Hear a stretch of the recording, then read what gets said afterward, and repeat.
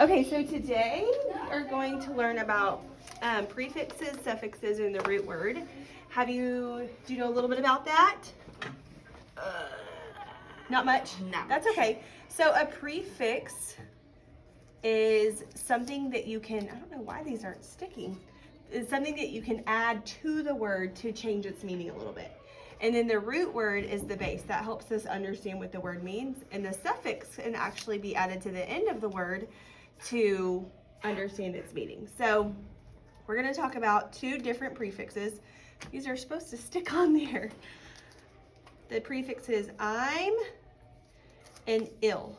So we'll separate them in just a minute.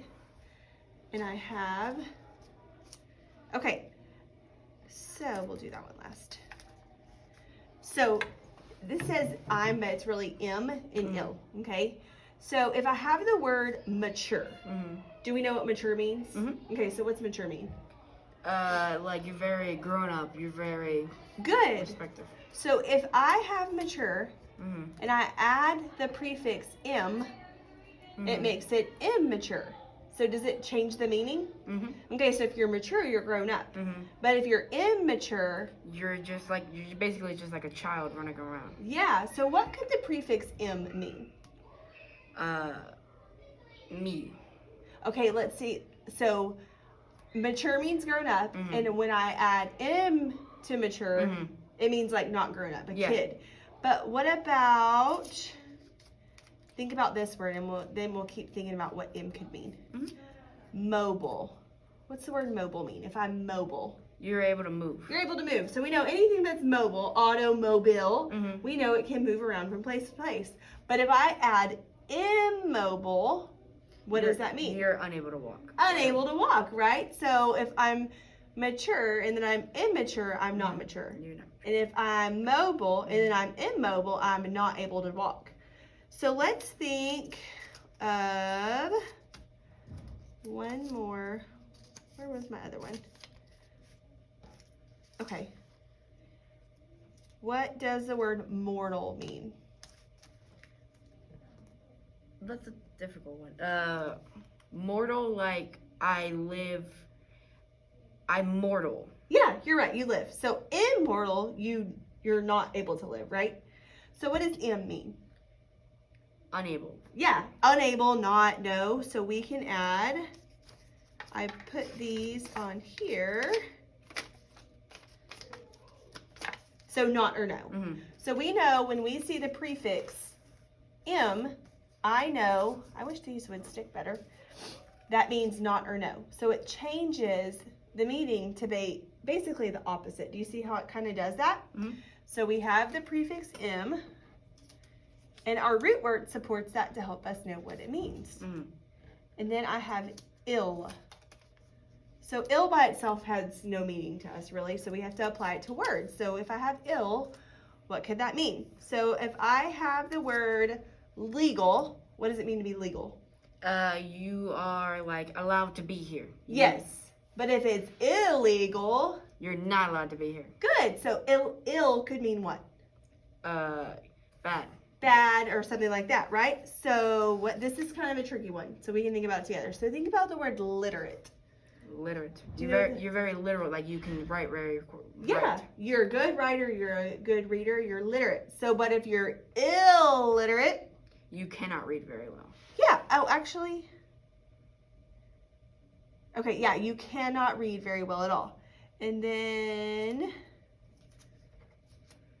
I have logic. So this is where the suffix is going to come into place, because some words, in order to make them make sense, they have to have a prefix, a root word, and a suffix. So we have logic. Do you know what logic means? Yes. Okay, so we have ill, logic. Should we have ibble or ul?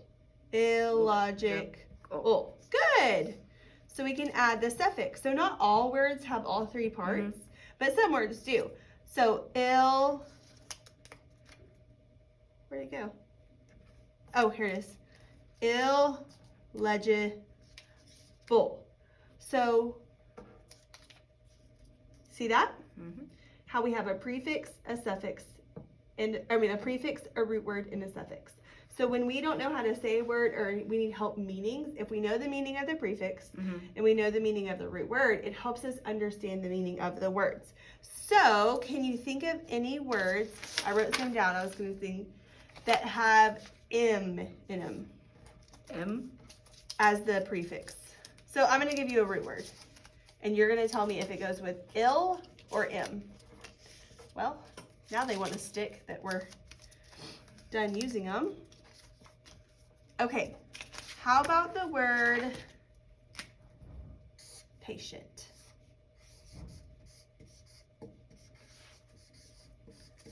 Impatient. Impatient, because we know that patient means that you... Well, you can wait. You can wait, but M meaning... You can't. Not.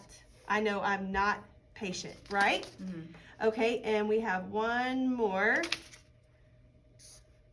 Possible. Possible means what? Can do, and an impossible means you cannot do. You have really great vocabulary. So do you see how we can break these words up between the prefix and the suffix to help us determine their meaning? Okay, so now we're going to move on to some fiction text features to figure out what we all need to add in the, oh, it bled through, chicken story. We're going to make sure we have all the parts before we start our poem. Okay, so I'm going to just read to you for a minute. All my little notes. Okay, so let's see where we were. We were at Filthy McNasty. Do you remember that part?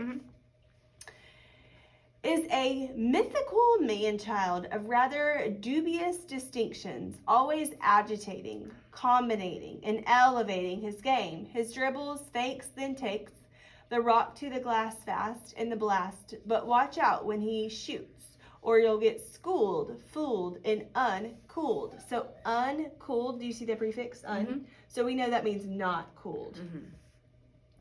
Because when Filthy gets hot, he has slammerific shot. It's dunkalicious, classy, supersonic, sassy, and DOWN downright in your face. McNasty. Jordan Bell, my twin brother, is a baller. The only thing he loves more than basketball is betting. If it's 90 degrees outside and the sky is cloudless, he will bet you that it's going to rain. It's annoying and sometimes funny. Jordan insists that everyone call him JB. His favorite player is Michael Jordan, but he doesn't want people to think he's sweating him, even though he is. Evidence. He has one pair of Air Jordan sneakers for every month of the year, including Air Jordan, One Low, Barack Obama, limited editions, which he never even wears. Plus, he has MJ sheets, pillowcases, slippers, socks, underwear, notebooks, pencils, cups, and wristbands and sunglasses. Okay, so what can we tell about him? He's very fond of his favorite basketball player. I mean, he even has the pillowcase and sheets. With the $50 he won from a bet he and his dad made over whether the Krispy Kreme hot signs was on, it wasn't. He purchased a Michael Jordan toothbrush and only used it once on eBay. He's right. He's not sweating him. He's stalking him. On the way to the game, I'm banished to the back seat with JB, who only stops, playing him with my locks. When I slap him across the bald head with my... Oh, I don't want to say that.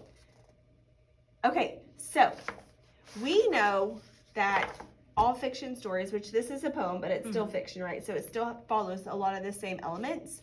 So we have our main character, right, which is the chicken. So who's our main character in this story?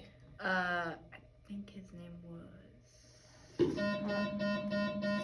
Miss Rademacher, if you're still in the building, please come to the front Did it office. say his name? Miss I don't think he had the Rademacher, name, please so- come to the front No, office. so they call him McNasty, which, okay. So what would you say the problem is? So there's not a problem directly stated, but in your opinion and what we know about manners and things like that, what do you think the problem is? He's overconfident. Way overconfident, right? He's kind of in your face with how good he is. It kind of makes you think like, man, maybe he shouldn't be so good at basketball if he's so confident. So do you think there's something might happen in the story where he might like have like an accident where he's forced to not play, and it like makes him real sad. yeah, and do you think that might help him bring him back down and not have such a big head about Mm-hmm. because if you're on the tennis team, Mm-hmm. if there was a player on the tennis team that was always bragging about themselves, you would get a little bit irritated, don't you think? Okay, so we have a problem. So the problem in your story that you've started is he was the outcast, right? Mhm. So we have both of those same things. And the setting in this poem isn't really always the same, but most of the book is the setting. What is it mostly about? Where are they normally? They're usually at a gym where they play basketball. Yeah, they're normally on the basketball court. So we know when they're talking about it, we can always relate it back to basketball or on the court or things like that. So 5 reason I have locks. What do you think locks mean? Do you think they're talking about like an actual lock? No, I think they're talking about like one of his favorite things. Okay, so let's read it and see. Some of my favorite rappers have them. Lil Wayne, I don't know who those people are.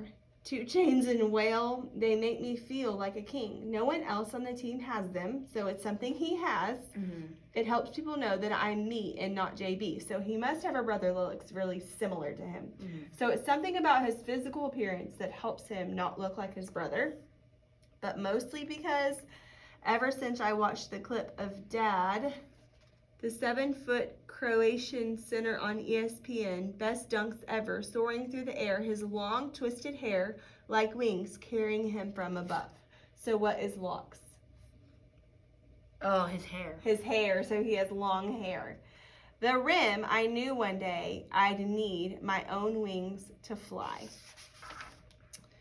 Mom tells Dad that he has to sit in the top row of the bleachers during the game. You're too confrontational, she says.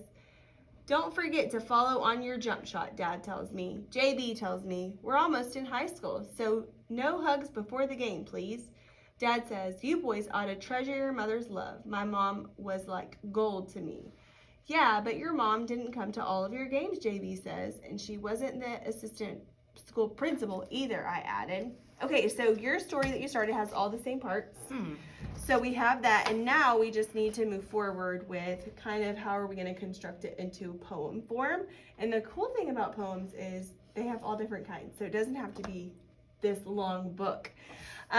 Okay, so we'll do that, and before we stop, let's just talk about what did ill mean. So if it's illegible, you can not read it. And if it's impossible, you not able to. Yeah, not able to. Okay, great job. All right, and let me cut this off.